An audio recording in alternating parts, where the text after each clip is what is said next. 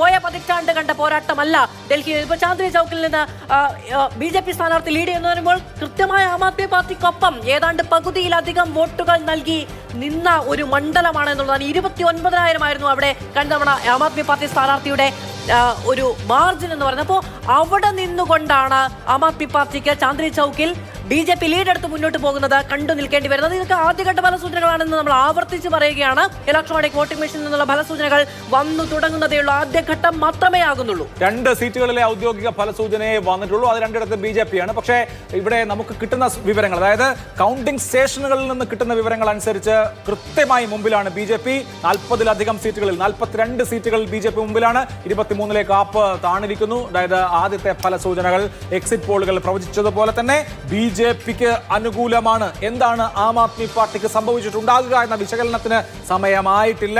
അല്പസമയം കൂടി അതിന് കാത്തിരിക്കണം. പക്ഷേ പ്രിയപ്പെട്ട പ്രേക്ഷകരെ, ഈ കണക്കുകളും ആദ്യത്തെ ട്രെൻഡും ഒക്കെ വരുമ്പോൾ BJP ഒരുപക്ഷെ വലിയൊരു ട്രെൻഡ് ഡൽഹിയിൽ BJPക്ക് അനുകൂലമായി ഉണ്ടോ എന്ന തോന്നൽ ഉണ്ടാക്കുന്നുണ്ട്. നമുക്കിപ്പോൾ ഉറപ്പിച്ചു പറയാൻ കഴിയില്ല, അഭിലാഷ് പറഞ്ഞ പോലെ.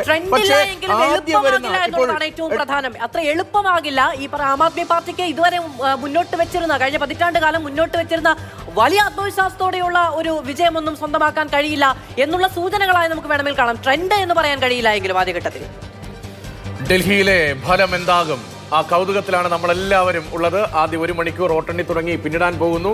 നമ്മൾ പലവിധ കാര്യങ്ങൾ സംസാരിക്കുമ്പോൾ ആദ്യഘട്ടത്തിൽ ആം ആദ്മി പാർട്ടിക്ക് അനുകൂലമായ കാര്യങ്ങൾ വരുമോ എന്ന തോന്നൽ പറഞ്ഞു. പിന്നീട് BJPയുമായി ഇഞ്ചോടിഞ്ച് ഫൈറ്റ് ആണോ എന്നത് വന്നു. ഇപ്പോഴത്തെ ഒടുവിൽ 8:53 എത്തി നിൽക്കുമ്പോൾ BJP മുന്നോക്കം പോകുന്നു എന്ന തരത്തിലേക്ക് വന്നിരിക്കുന്നു. പക്ഷേ ഇതൊന്നും ആയിരിക്കില്ല ചിലപ്പോൾ വോട്ടെണ്ണി വരുമ്പോഴുള്ള ചിത്രം. അത് നമ്മൾ പലപ്പോഴും കണ്ടിട്ടുള്ളതാണ്. അതുകൊണ്ട് നമുക്ക് കാത്തിരിക്കാം.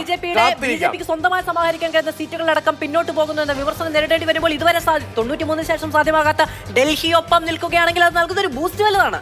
41-24 പറയാൻ മറന്നു പോകുന്നുണ്ടല്ലേ.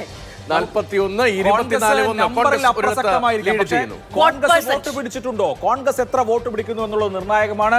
ആപ്പിനെ തോൽപ്പിച്ചത് കോൺഗ്രസ് ആണോ? നമ്മളിപ്പോൾ അത് പറയാറായിട്ടില്ല. EVM-ൽ നിന്നുള്ള കൗണ്ടുകൾ വരണം, വോട്ട് ഷെയറിന്റെ കണക്കുകൾ വരണം. അതൊക്കെ ഇലക്ഷൻ കമ്മീഷൻ ഉടനെ തന്നെ നമുക്ക് നൽകും. അപ്പോൾ അതനുസരിച്ചുള്ള വിശകലനം നമുക്ക് അപ്പോൾ നടത്താം. പക്ഷേ കോൺഗ്രസ് വോട്ട് പിടിച്ചാൽ അത് ആം ആദ്മി പാർട്ടിയെ തോൽപ്പിക്കുമെന്നുള്ളത് അവിതർക്കിതമാണ്. ഇവിടെ ഇപ്പോൾ 41-24 എന്നുള്ള നിലയിൽ കംഫർട്ടബിളായി ഹാഫ് വേ മാർക്ക് മറികടന്നിരിക്കുന്നു. പകുതി പിന്നിട്ടിരിക്കുന്നു. 35-36 സീറ്റുകളാണ് കേവല ഭൂരിപക്ഷത്തിന് വേണ്ടത് എങ്കിൽ ഇതാ 42. ചാന്ദ്നി ചൗക്കിൽ 2 സീറ്റിന്റെ വളർച്ചയാണ് ഇയർലി ട്രെൻഡ്സിൽ BJP കാണിക്കുന്നത്. ചാന്ദ്നി ചൗക്കിൽ ഈസ്റ്റ് ഡൽഹിയിൽ 5 സീറ്റിന്റെ വർധനവാണ് ഈ ആദ്യ ട്രെൻഡ് എന്ന് നമ്മൾ പറയുമ്പോഴും 5 സീറ്റിന്റെ അധിക ലീഡാണ് അവിടെ BJPക്കുള്ളത്.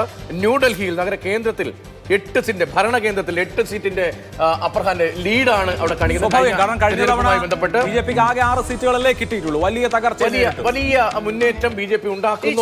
ഉൾപ്പെടുന്ന സെൻട്രൽ ഡൽഹിയിലൊക്കെ ആം ആദ്മി പാർട്ടിയുടെ ചൂലടയാളമല്ലാതെ മറ്റൊന്നും. 1 മിനിറ്റ് അവിടെ ബാബർപൂരിൽ മുന്നിൽ നിൽക്കുകയാണ് ഗോപാൽ റായ് എന്നുള്ള വാർത്തകൾ കൂടി വരികയാണ്. അപ്പോൾ ഈ സെൻട്രൽ ഡൽഹിയിൽ ആം ആദ്മി പാർട്ടിക്ക് അപ്പുറത്തേക്ക് മറ്റാർക്കും ഒരു പ്രഭാവവും കാണിക്കാതിരിക്കാൻ കഴിഞ്ഞ ഇടത്തു നിന്നാണ് BJP ഇപ്പോൾ അവിടെ ഉയർത്തെഴുന്നേറ്റ് വരുന്നത്.